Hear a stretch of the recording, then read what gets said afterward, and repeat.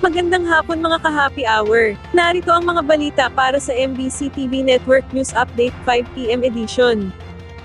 80 sa 121 flood control project sa unang distrito sa Davao pinaiimbestigahan ng Ombudsman. Yan ang MBC TV Network News ni Val Gonzales. Aabot sa 80 mga kontrata na binigyan ng pondong mahigit 4 na bilyong piso ang pinasisilip ni ACT Teachers Party List Representative Antonio Tino sa Office of the Ombudsman.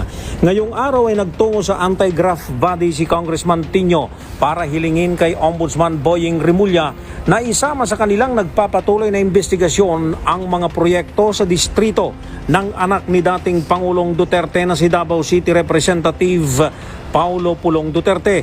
Batay sa sariling investigasyon ng ACT Teachers, sinuri daw nila ang 121 flood control project sa Davao at Matina Rivers mula 2019 hanggang 2022 kung saan nakita ang bahid ng mga irregularidad. Kita na over 3 years ay umabot sa 51 billion pesos ang appropriations. Hindi yung buong tinignan natin. As I said, 121 projects, 121 contracts, more or less mga 6 billion ang coverage nun.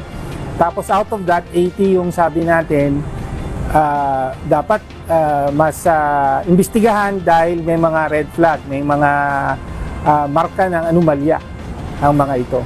Lumalabas din aniya na 49 sa 80 mga red flag contracts ay congressional insertions na lahat ay para daw sa Davao City 1st District. Nangunguna rin ani Tino sa listahan ang Genesis Construction Incorporated na nakakuha ng 10 kontrata na nagkakahalaga ng mahigit 700 milyong piso. Sabi ng mambabatas na kilalang kritiko ng mga Duterte, may kaugnayan sa nakaraang administrasyon ng Genesis 88 at ang top 5 na contractors na nakakopo sa mga proyekto ay hawak ang 53% ng multi-billion peso projects. Para sa MBC TV Network News, ako si Val Gonzales, DJ una sa Pilipinas, una sa Pilipino.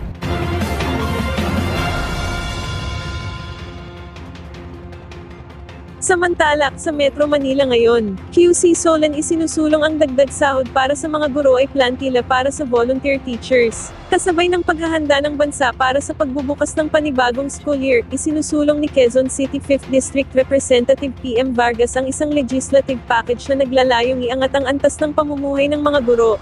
Nananawagan si Vargas para sa mabilis na pagsasabatas ng House Bill numbers 5082, 5083 at 5085 na layuning itaas ang sahod, gawing permanente ang posisyon ng mga volunteer, at magbigay ng insentibo para sa mga nagtuturo sa malalayong lugar. Sa ilalim ng House Bill number 5082, iminumungkahi ni Vargas na itaas ang sahod ng mga pampublikong guro mula 27,000 pesos patungong 34,421 pesos. Inihain din ni Vargas ang House Bill number 5083 na naglalayong gumawa ng mga permanenteng posisyon para sa volunteer teachers na nakapaglingkod na ng hindi bababa sa 5 taon, habang ang House Bill number 5085 ay buwa ng insentibo para sa mga gurong nagseserbisyo sa mga malalayong lugar o liblib na komunidad.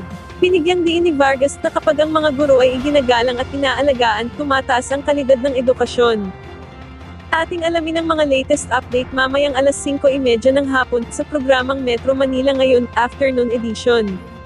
At yan ang mga balita para sa MBC TV Network News Update 5 PM edition.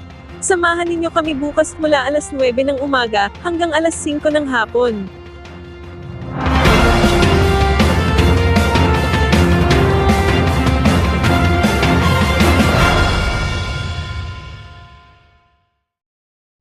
Mga ka-happy hour, kung gusto mong manood ang mga balita sa MBC TV Network News Update, mag-subscribe sa aming YouTube channel, i-like ang aming Facebook page, at i-follow sa aming TikTok account.